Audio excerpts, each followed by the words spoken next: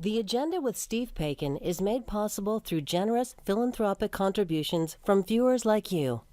Thank you for supporting TVO's journalism. While vaccines are now pouring into Canada, globally, that's very much the exception. Tonight, why calls for a temporary waiver on the patents for COVID-19 vaccines are growing louder to help meet that need. Then, with the Prime Minister saying yesterday that he's considering the use of vaccine passports, we revisit a conversation from earlier this year looking at their merits and limitations. It's Wednesday, May the 12th, and that's all next on the agenda.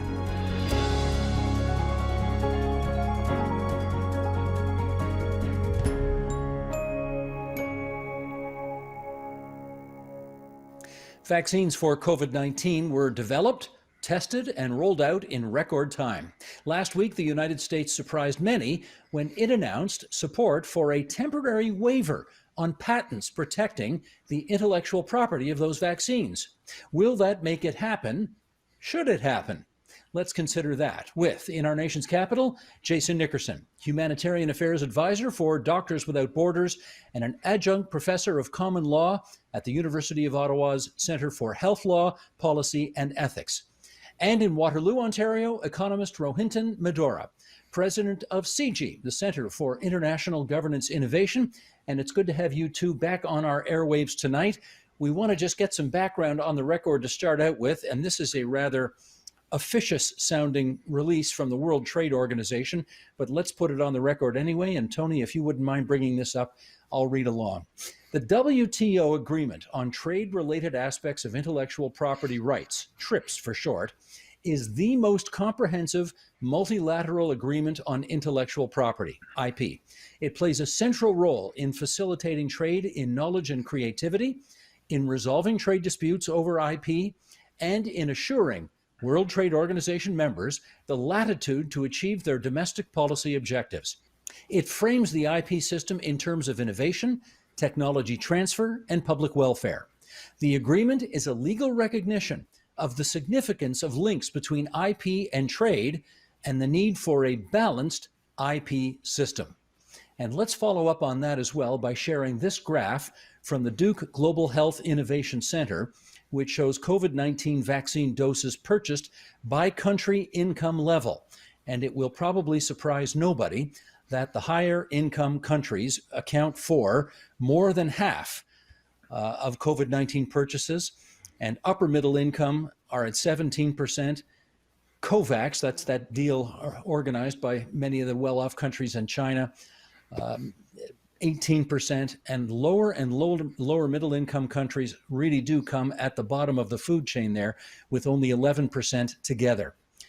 Jason, let's get into this now. What exactly does this waiver allow countries to do?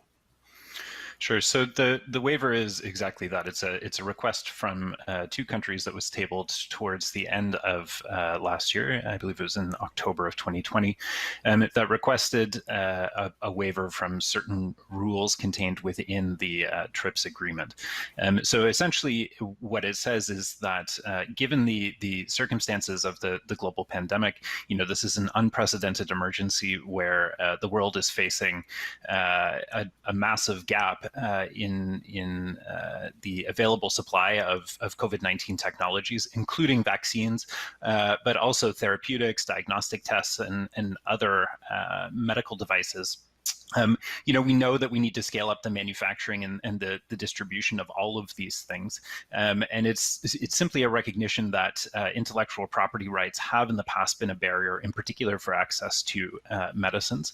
And it's a request from two countries, India and South Africa, that given these circumstances, countries could choose to waive certain requirements of the TRIPS agreement in order to facilitate the more widespread manufacturing of essential medicines, vaccines, diagnostic tests, and so on. So it's really just a recognition that intellectual property rights are essentially there to grant a monopoly to rights holders.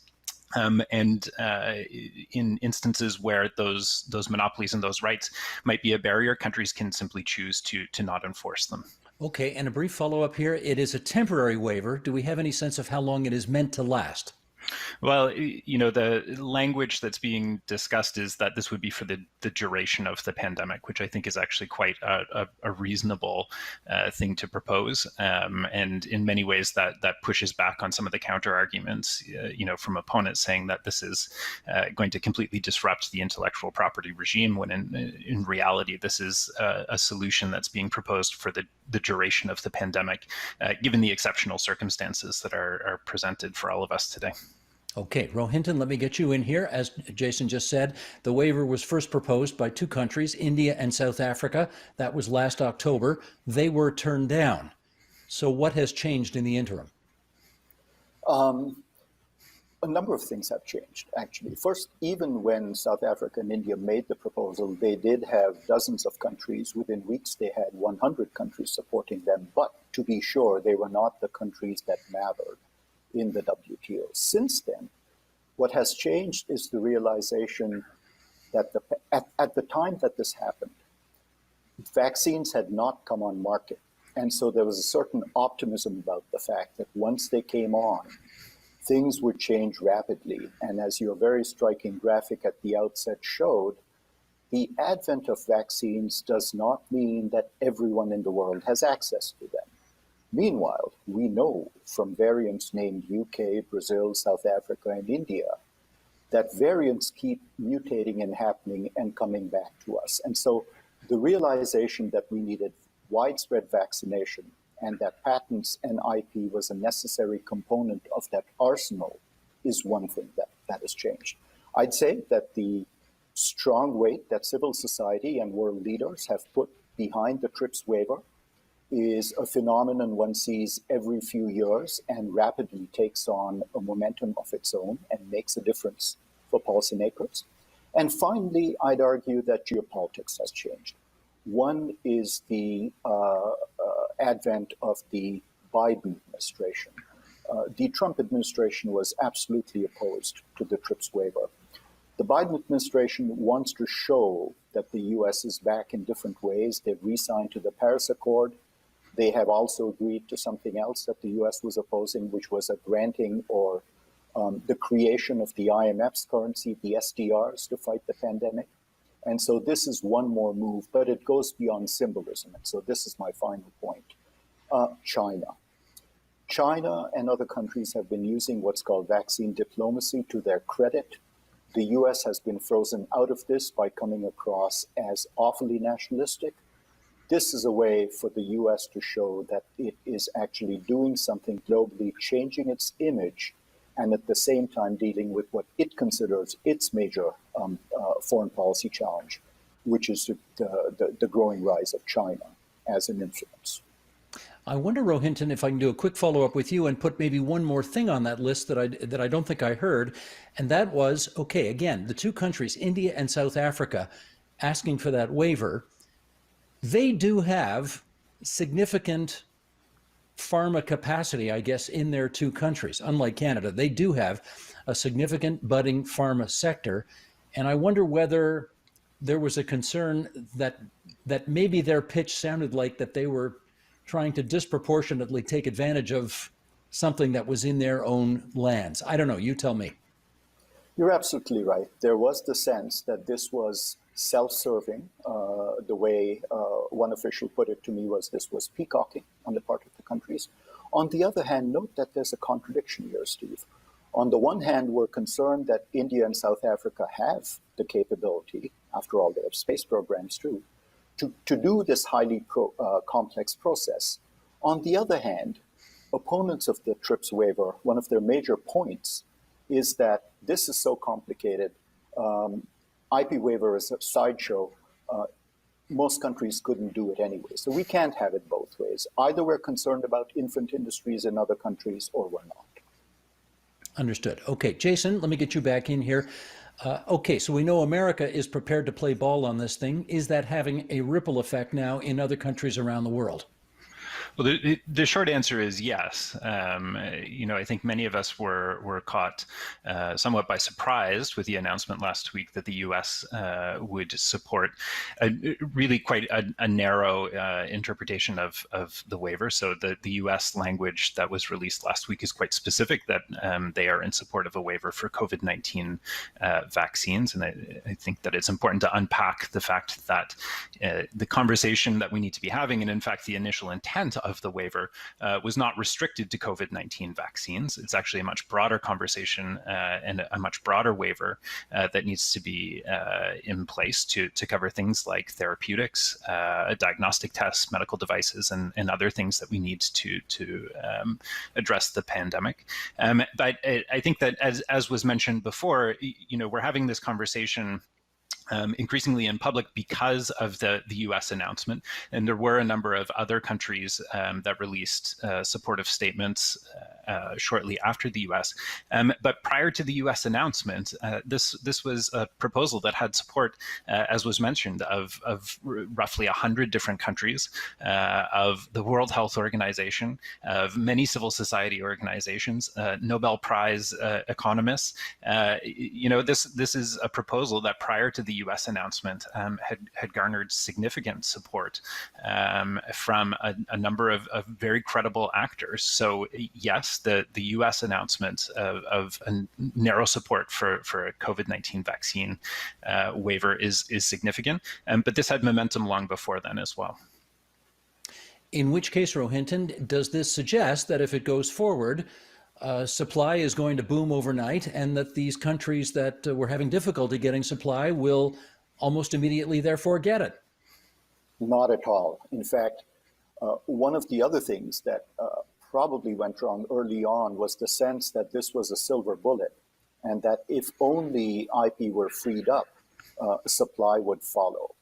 We know for a fact that vaccine production is a highly complex process. There are about 280 steps in creating the mRNA vaccine. And then there's the question of transportation, storage, and logistics. So let's be clear that this is a daunting task. But a necessary first step is to have the IP available. We know that some countries might not be vaccinated until 23, 24. So we're not going to have global herd immunity for several years now. By the way, that's the way it was with smallpox eradication as well. It took 2 decades. If we're in it for the medium or long haul, then the fact that a TRIPS waiver wouldn't immediately unlock supply, I don't think is that concerning. So long as we have enough supply in the next 2 or 3 years, and there is capacity in many advanced developing countries, then I think we'd still be in a good space. All right, Jason, if the TRIPS waiver is not going to increase vaccine availability in the immediate run to those countries that need it most urgently, what's the point? Well, I think we need to come back to a few things. So the first is that the TRIPS waiver is not and should not be restricted to COVID-19 vaccines. So I agree, there are no magic bullet solutions here for COVID vaccines or really for any health technology. And I think that we need to be clear that that's not what anybody is suggesting. There are a number of steps ranging from removing intellectual property barriers through to technology transfer, scaling up of manufacturing supplies and fill and finish capacity and so on, that goes into increasing the available supply of COVID vaccines. And all of those things need to be happening. We can't look at any one of these as being, a magic bullet solution that is going to solve this supply-demand imbalance in isolation. We need a full suite of interventions to effectively increase manufacturing capacity around the world. And I think, there's a few things that flow from that. One is that this is not a conversation for COVID vaccines that should be restricted to just, how do we increase manufacturing capacity? That capacity is increasing, but what hasn't changed is where vaccines are being produced. So we also need a diversification of vaccine manufacturing capacity into different parts of the world to try and address some of these access constraints. But the TRIPS waiver, if we look outside of COVID vaccines, I think really has the potential to potentially accelerate the manufacturing of other COVID-19 technologies, in particular things like small molecule drugs that are easier to scale up by subsequent entrants or generics manufacturers. There are some expensive COVID-19 therapeutics that are already approved and that are in use, and there's more in the pipeline. So, this is the TRIPS waiver is one piece of a much broader puzzle, and it's unblocking one of the barriers on the road to access for COVID vaccines, but also for other health technologies as well. And we need to keep all of these things in mind as we're having this conversation. Well, let me follow up on that with Rohinton, because I do want to make sure I understand this properly. Is the TRIPS waiver being sought for all sorts of vaccines or only COVID-19 vaccines? Because I hear Jason saying it ought to go beyond just COVID-19 vaccines. What's the case? The TRIPS waiver is being sought only for COVID-19 vaccines. However, it is also being sought for COVID-19 therapeutics, and that's the beyond. But in terms of the TRIPS waiver, it is a limited time, limited subject area proposal. And you began by reading what TRIPS is about. It's about connecting innovation, technology, and public welfare. That balance, which TRIPS, I think, creates well, radically changes when you have a global crisis, such as COVID.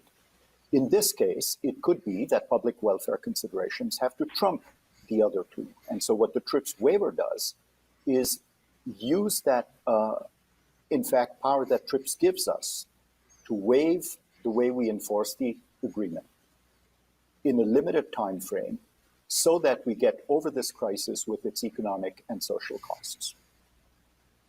All right, that you just provoked another follow-up for me, and because you're an economist, Rohinton, I want to go back at you with this one. For those who oppose the waiver, and you can understand there are honorable people who do oppose the waiver because they're concerned about what might happen to economies in the countries where these drugs originate. They are concerned about negative impacts on companies. They are concerned about negative impacts on ability to innovate. All of that kind of stuff. Are those reasonable concerns in your view? They are reasonable concerns, but there are also reasonable responses. To begin, vaccine development is not something that the private sector does on its own, taking on all the huge risks and therefore deservedly receiving all the huge profits. A lot of the development and subsidization of vaccine has come from governments, especially the US government, and philanthropy, notably the Gates Foundation. So the cost-benefit calculus is quite different in light of those investments that are public. Second, the International Chamber of Commerce released a study a few months ago, earlier this year actually, that found that the total cost to the global economy of not fighting the virus everywhere will be about $9.2 trillion.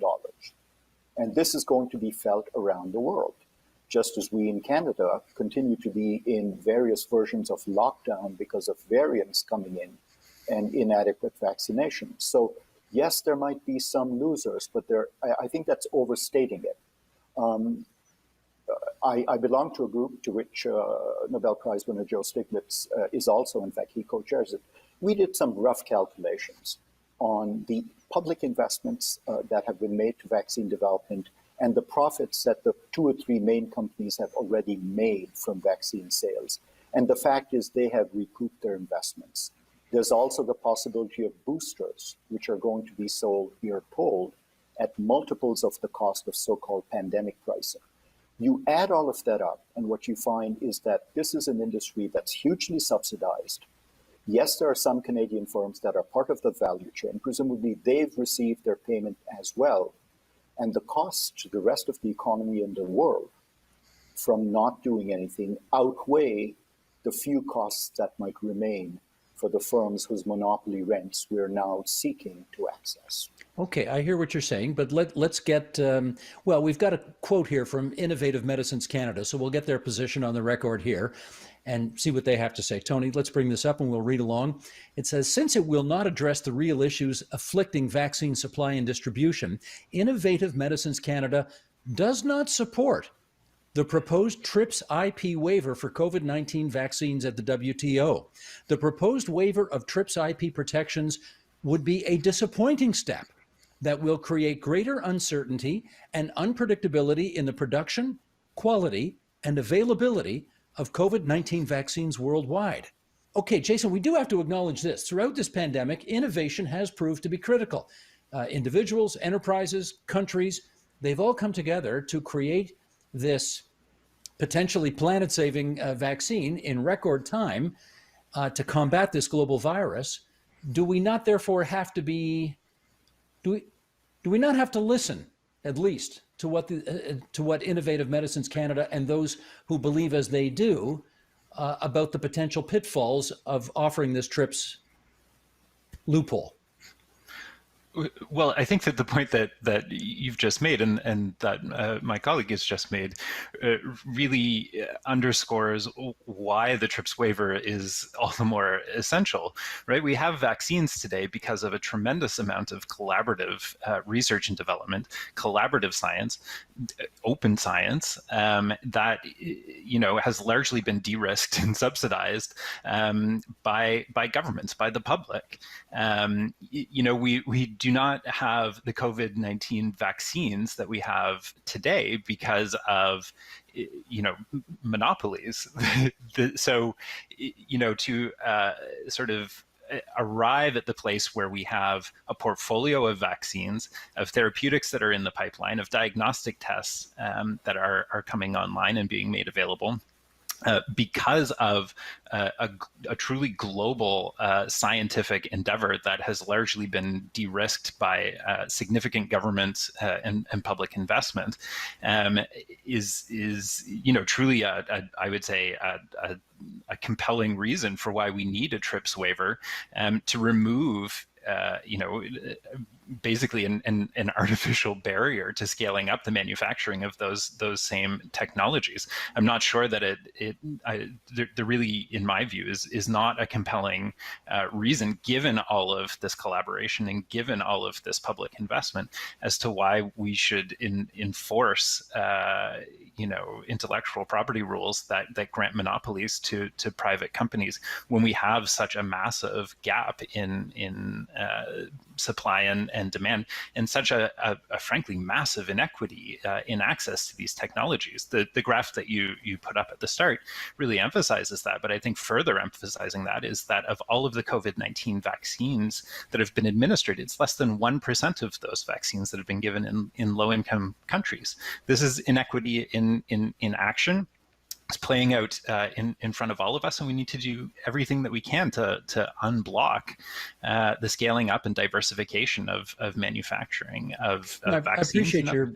I appreciate your position on this, and well, Rohinton, you'll appreciate I'm going to play devil's advocate a little bit here because we don't have anybody from the pharmaceutical industry on this program, but their view would be, we invest our time, we invest our money, we invest our expertise. We've built these drugs that have been extremely successful in taking on the worst pandemic in 100 years. We need to recoup our investment. And beyond that, we understand that governments want to squeeze every drop out of us that they can. But if they squeeze too tightly, there won't be any industry. And then where are we going to be? That's the argument. I mean, that's the argument. There is a bit of a leg there to stand on, isn't there?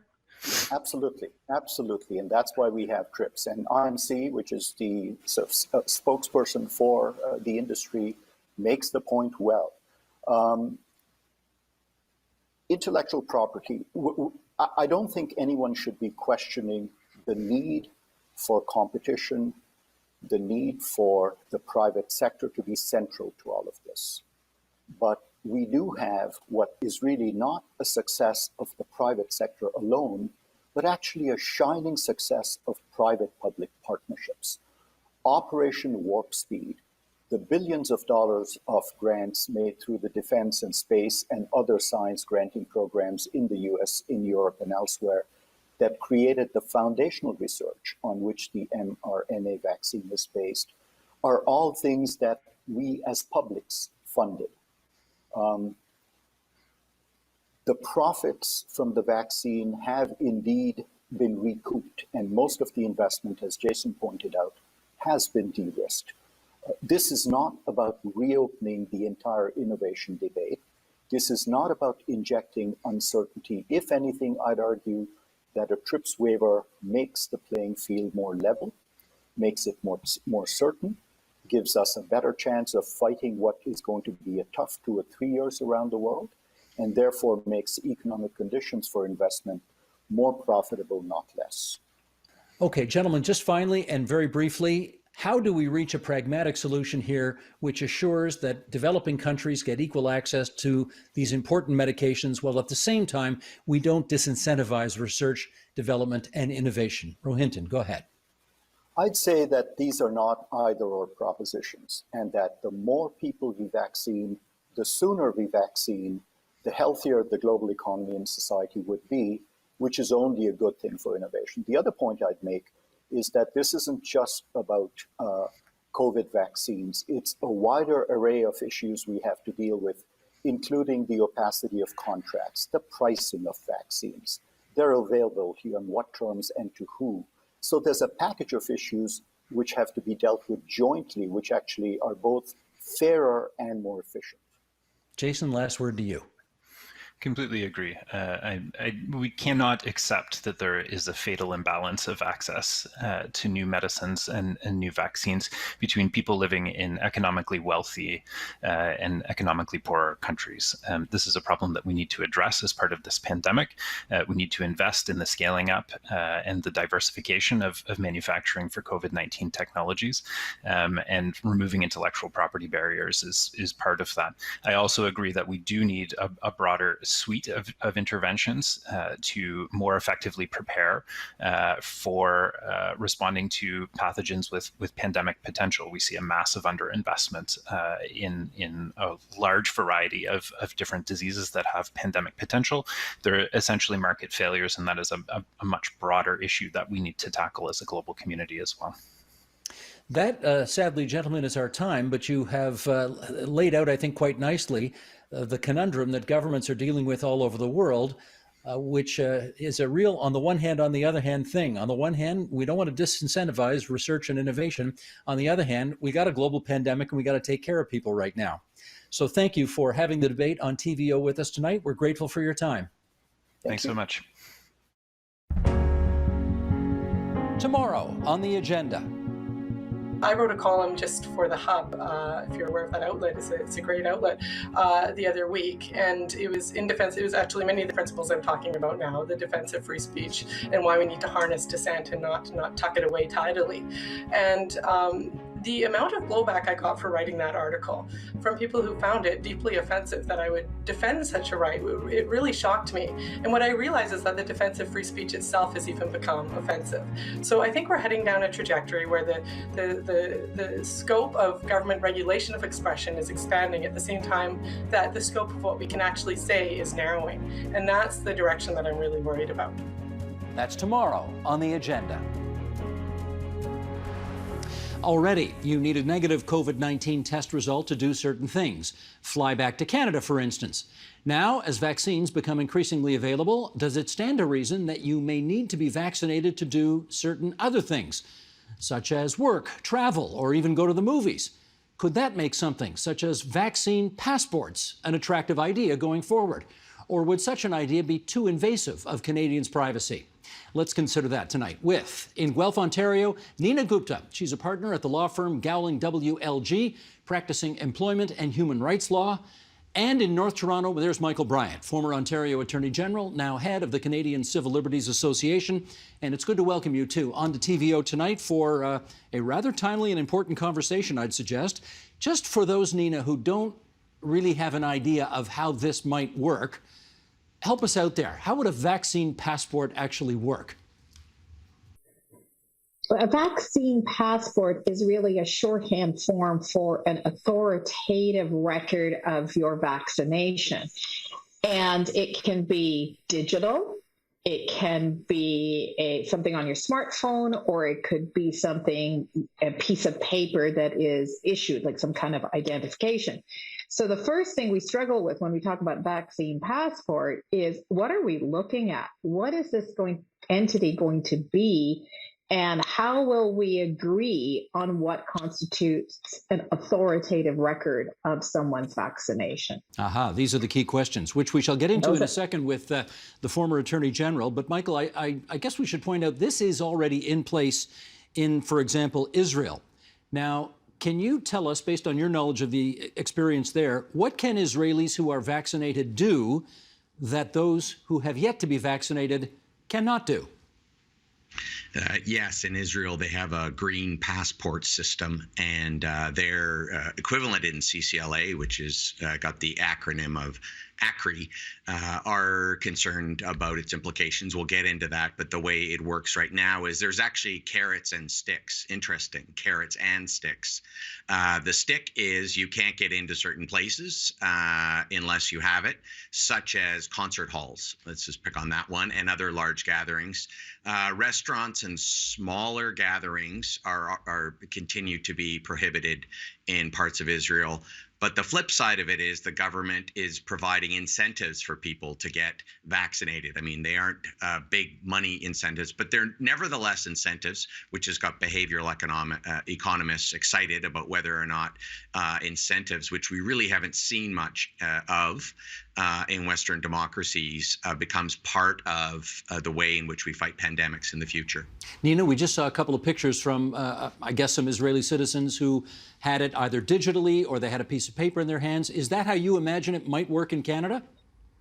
Yes, exactly. And in Canada, we are relatively a small nation with huge trading partners. And so whatever we do here in Canada will have to be something that works for people who want to perhaps trade or do business in the States, or trade or do business with any one of our partners, such as the European Union, the UK, or large parties in the Asia Pacific. So I suspect there's going to be a heavy emphasis on digital portal or digital vaccination records. And let me do a quick follow-up with you on that, Nina. If for example, okay, Michael mentioned concerts. Let me take another example, airlines.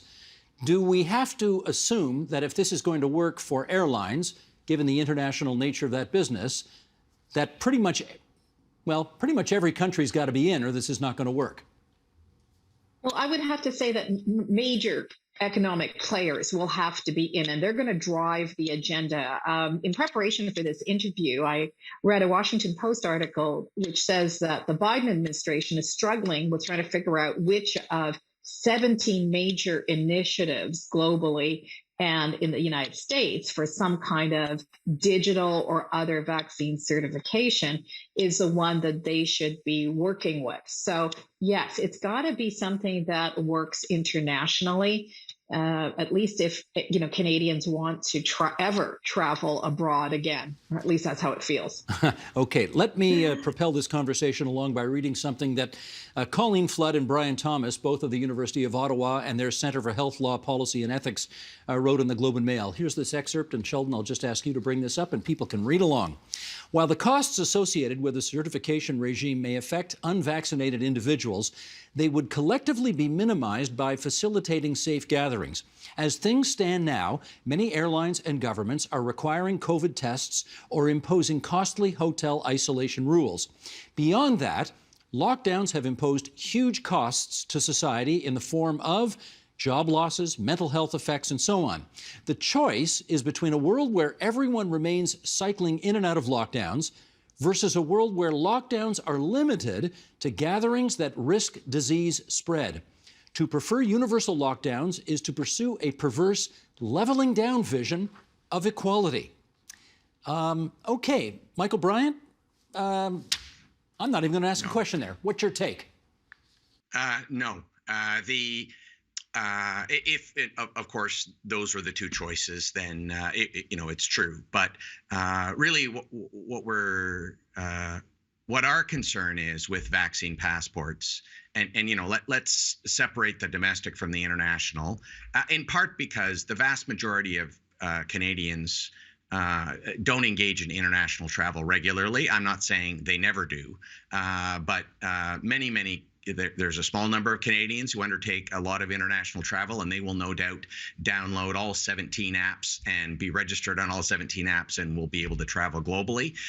To a certain extent, the matter of international travel is a foreign affairs issue, and Canada is going to need to engage in a level of diplomacy and reciprocity that it always has to in international affairs. Coming back to how it affects Canadians as Canadians, the problem with the vaccine passport is it's really the cart before the horse. We don't know that being vaccinated means you're immune, number one. And number two, the point of vaccinating everybody is to achieve herd immunity. And so whether or not I'm vaccinated or not is not the point, is not the public health strategy. The public health strategy is to reach herd immunity after which COVID goes away because it doesn't have enough places to go.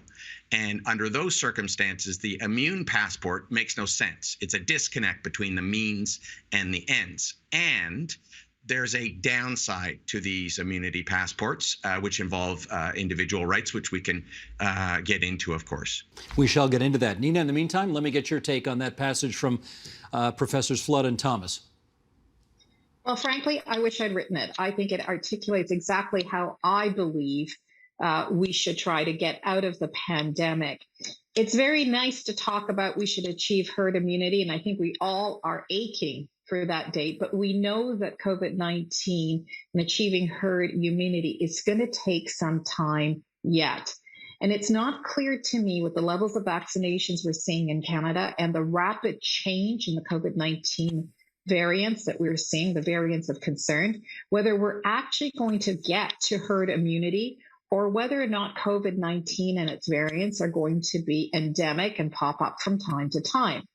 And I think we do have a stark choice of saying, well, we're going to stay in cycling-like lockdowns until such time as we can get everybody to herd immunity, whatever that looks like, because no infectious disease person has been able to say this is what herd immunity will mean, or having a way of having limited openings where we believe people are fully vaccinated and therefore do not risk spreading disease further.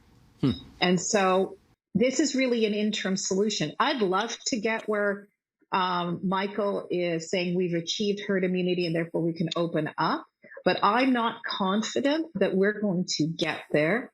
And the current state, and I agree with you that the science is evolving, but it appears from those Israeli data that we're seeing that not only do the COVID vaccines stop me from getting sick, so immunize me, they also significantly reduce transmission of disease.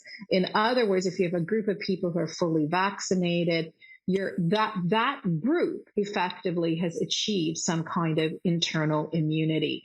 And so I think we need to look at that interim solution because I think we're going to be fighting COVID for a long time. Okay, let me put this counter argument, though, to Michael Bryant, which is, and I appreciate, Michael, obviously you're here representing an organization that looks out for our civil rights. That's your job. What about the notion that unprecedented times call for unprecedented measures? Yeah, I mean, well, two things. Firstly, it is true that the risk of infection goes down, and the likelihood of immunity goes up if you get vaccinated. But we don't know how much. I mean, we don't have that information yet. We don't know that somebody vaccinated isn't carrying the disease. The science is not in on that.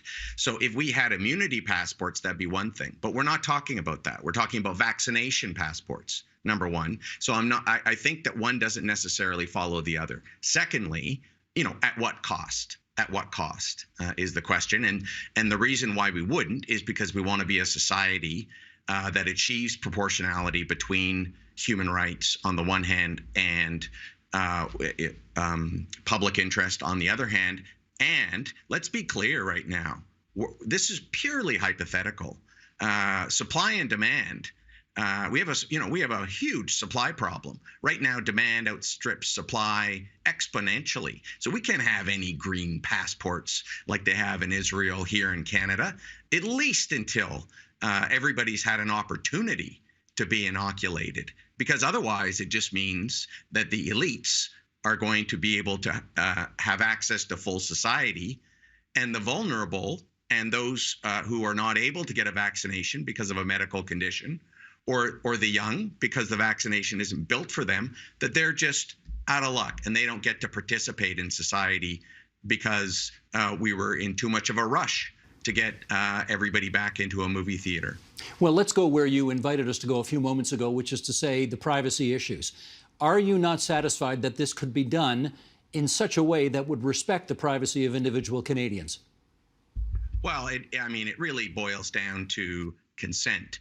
And I don't think you're going to get meaningful consent to people revealing their private health information if, in fact, you're coercing them into being given a ticket to participate in society. The concern is this, that, it's easy. I don't know. It's easy for me to go out there and say, yes, I've been vaccinated. I don't have any medical condition getting in the way of me and the public.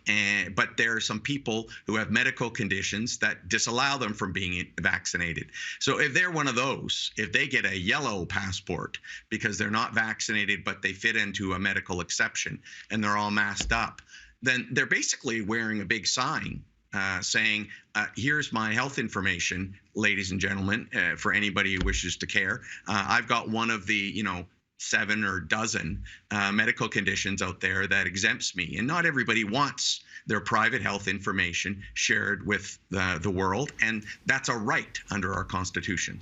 So if I hear you correctly then, and Nina, I'll get you to speak to this, the issue of consent is key. If Canadian citizens don't consent to do this, then they shouldn't have to? Are you there as well?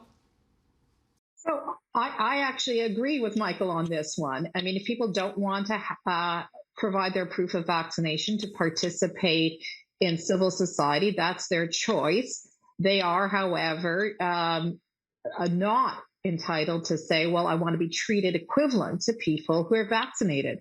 In our society, health and safety has been one of the recognized factors that we can look at in order to determine whether or not certain individual rights should give way for the health and safety of the individual or the health and safety of the community.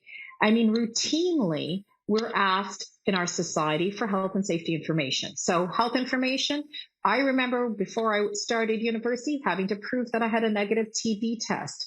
My child had to prove that they had vaccinations in order to be enrolled into a public school. We're not asking our citizens anything more than we've asked our children and students to prove in order to participate in something important, which is education. Now, people can choose. There are people who will not be able to get vaccinated, and they're going to want us to get to herd immunity as fast as society can. And that is indeed unfortunate, and they may have to be individually accommodated. But I don't see why we should continue locking down a group of society that has been vaccinated, that provides a very low risk of disease spread, at least now. I mean, that's the tentative information we may have to get. Well, can I jump in with a thing, for instance? I mean, since you've sort of rhetorically posed the question there, let me put the for instance on the record here, and then you can tell me whether this analogy is ridiculous. We have agreed as a society, and I'll use the typical cliched example, that a baker can't deny a gay couple the right to purchase a cake because they think that's an infringement on civil rights. We've agreed that it's illegal to deny, if we can go to the Jim Crow South of 60 years ago, it's illegal to deny a place for a black person to eat at the cafeteria because that's a violation of civil rights. Can we imagine a situation where we would deny somebody who didn't have a vaccine passport the right to go to a movie or, to shop at a certain store? Yeah, I don't agree with that analogy at all. I don't know that a gay couple coming into a bakery causes a risk of disease to people who are in the bakery or the staff at the bakery. Similarly, having a Black person come and eat at a countertop in Selma, Alabama did not increase the health and safety risk for those individuals in that cafe. Having somebody who's not vaccinated, I mean, the problem with COVID is asymptomatic transmission. So these people do pose an increased risk of transmission of disease to everybody else who is within 6 feet of them and not masked up and not using PPE. It's a legitimate health and safety differentiator. And so I don't think it's, an appropriate analogy to use at all. Okay, Michael, it's a health thing. It's not a civil rights thing. Discuss.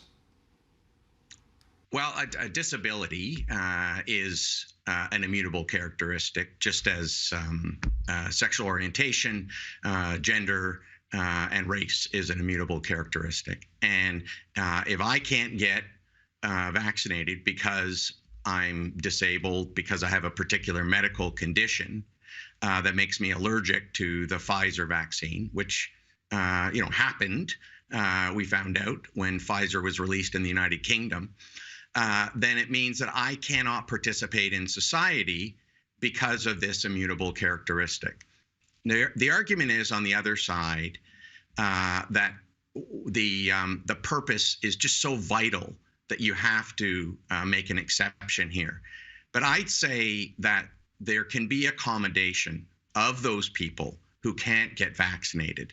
And there must be an accommodation of those people who can't get vaccinated to allow them to participate in society, particularly when we do not know today that getting a vaccine equals immunity. And in fact, there are maybe many other ways, such as masking and distancing, that would allow the unvaccinated to participate in society. And so governments, employers, and as a society, we need to come up with that accommodation, which is really what we do in Canada all the time, accommodating differences and accommodating people's human rights. Yes, even in, if not especially, in a national emergency such as a pandemic. We accommodate, but there is another word that usually goes along with that, and that is reasonable accommodation. And I'm going to go to Nina on this part of it. Let me up the ante here. Michael just mentioned employers. Can you imagine a situation whereby somebody running a restaurant finally gets to reopen that restaurant, wants to bring some of the wait staff back? One of the waiters, one of the servers, hasn't had his or her shot, and maybe doesn't plan to get his or her shot, or maybe can't get his or her shot. And then the employer simply says, well, you know what? If you haven't got a shot, I really can't let you work here. I can't let you, I mean, you're a health hazard to my customers. Can that employer legitimately fire that employee? So I don't think it's a legitimate grounds for firing someone. And I would say that we'd have to get the current health advice as to whether or not that waiter can safely serve using the universal precautions. And essentially, people who are vaccinated, if public health agrees, because we're all sort of in this hypothetical world where people have access to vaccination, says that if you wear vaccines, you don't need to wear masks, then I believe it's perfectly appropriate. That's a reasonable accommodation. And I disagree with Michael vehemently that saying, oh, well, having those kinds of masking is stigmatizing people. Lots of people can't have masks for various reasons. I never said that. I never said that. Well, I never said that wearing masks stigmatizes people. No. Yeah, I apologize. You misheard me. Yeah. I misheard you. But it may be that certain people will wear masks and that might inadvertently, and there's a concern that derivatively will disclose health information, but people choose not to be vaccinated for all sorts of reasons. There are people who continue to be vaccine hesitant. There are people with religious grounds and disability grounds where they're sort of feeling uncomfortable about having vaccinations. It's early days yet. We don't know what level of vaccine uptake they will be at the end. Right now, the demand is huge. And so I believe that there will be accommodations that employer can make in most circumstances. The exception may be where there are nursing care provided to vulnerable people. I'm not sure that scenario is a harder scenario than maybe the wait staff. Michael, you and I probably both spend too much time on Twitter, but I guess take this for what it's worth. We put a little survey on Twitter last week just for the heck of it to see what people thought about it. And I'm not going to pretend for 1 second that this is a scientific survey, but it is what it is. Sheldon, if you would, let's bring this up. We just posed the question, should vaccination passports be required to travel? And apparently we got north of 80% of the people who chimed in saying, yes, vaccination passports should be required to travel. Those numbers suggest your side of the argument has a bit of a big job ahead. What do you plan to do about that? Well, if I live in a society of mob rule, and I don't, the point here is to protect people's rights. And my concern is with that 18%. I think we need to, whenever we look at society, as Rosie Abella says, look at it as it is seen by the vulnerable. I think that we've solved this debate to a certain extent in that both your guests are in agreement that accommodation is doable. So in the case, if we can have masking for waiters or some equivalent accommodation for workers who can't be vaccinated and to do their job, because masking and distancing and other precautions end up lowering the risk to the point where that accommodation is successful, then we could do the same thing across the board. I'm not saying that people should be able to fully symptomatic, sneezing all over the place, run into a phone booth with another person. Of course, people are going to need to mask. The question really is, what's reasonable? What is a reasonable accommodation, as you said, Steve? And I think that, people need to take steps if they can't be vaccinated in order to participate in society. I think that's reasonable. Yes, it's true that there is some stigma around that, possibly. But lastly, that is not necessarily going to be the case, because I bet a lot of vaccinated people are going to continue to be masked because of their concern about getting it from others. So I think masks are here to stay. I don't think that's going to be the badge of the unvaccinated necessarily. I mean, we had people wearing masks before COVID broke out. And yes, there's no question the masses would love everybody. I shouldn't overstate it, but I'm sure many people would agree with mandatory vaccine laws. But we live in a constitutional democracy. We have a Charter of Rights and Freedoms, so we need to really get out the scalpel as opposed to the sledgehammer to find ways to come up with the kind of reasonable accommodations that we're talking about here for workers and for everybody. And it may change depending on the venue. So it may be that if it's an outdoor stadium, there's a different risk at play for the vaccinated versus the unvaccinated. And those kinds of reasonable accommodations and a close look at what the science is, as opposed to letting fear and emotion drive the law. And, if the law was driven by Twitter, then we would have a problem. But mercifully, it's not. It's checked by the Constitution. Well, let's not do an outdoor stadium. Let's, Nina, do an indoor classroom. Do you think we are getting to the point where teachers, for example, will be obliged to be vaccinated and have a vaccine passport if they want to continue to teach?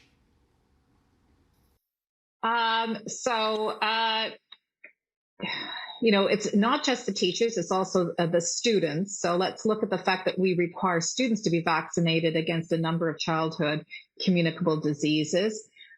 We may find what we have is teachers will be required to be vaccinated if they want to be in certain kinds of classroom settings. And if they can't be or decide not to be, then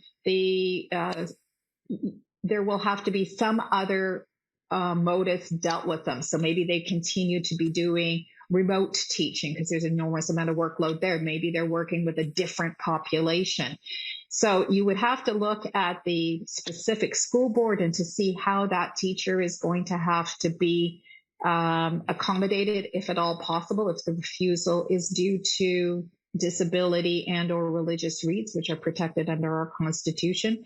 But I can see that. And remember, we've had mandatory vaccination for significant disease in many sectors for a very long time. We have a minute left here for me to give Michael Bryant to speak to the issue of, based on your best understanding of where this country's at, litigiously speaking, can we imagine that there are going to be some pretty serious human rights court cases about this issue going forward? Oh, I have no doubt that there'll be many civil cases. We are in litigation, the Canadian Civil Liberties Association, on mobility rights, on the treatment of prisoners, on the homeless. Certainly, I would imagine that we will be in litigation on this, depending on whether or not the provinces don't undertake a national response as opposed to the federal government putting in place a response.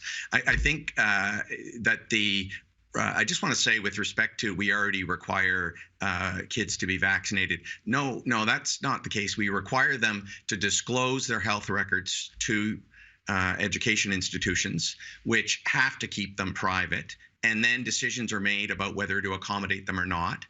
There are children who are not able to get vaccinated because of a medical reason, and there needs to be some accommodation of those people too. But otherwise, I think the question is, will vaccine individual requirements be brought in by either a provincial government or nationally by the federal government? And if so, will they bring them in too early because people have not really been given an opportunity to, and the vulnerable are getting the double whammy of discrimination? And then lastly, is it used for all circumstances, for some circumstances, and what do the accommodations look like? That's where great effort needs to be made to try and balance out and reach proportionality between fighting COVID on the one hand and protecting our individual rights in Canada on the other hand. Well, to use Nina's word, we love vehement but also civilized debate and disagreement on this program, and we've just enjoyed that. So Nina Gupta and Michael Bryant, we thank you for coming on to TVO tonight and sharing your views. Thank you. Thank you, Michael. Thank you very much. Thank you, Steve.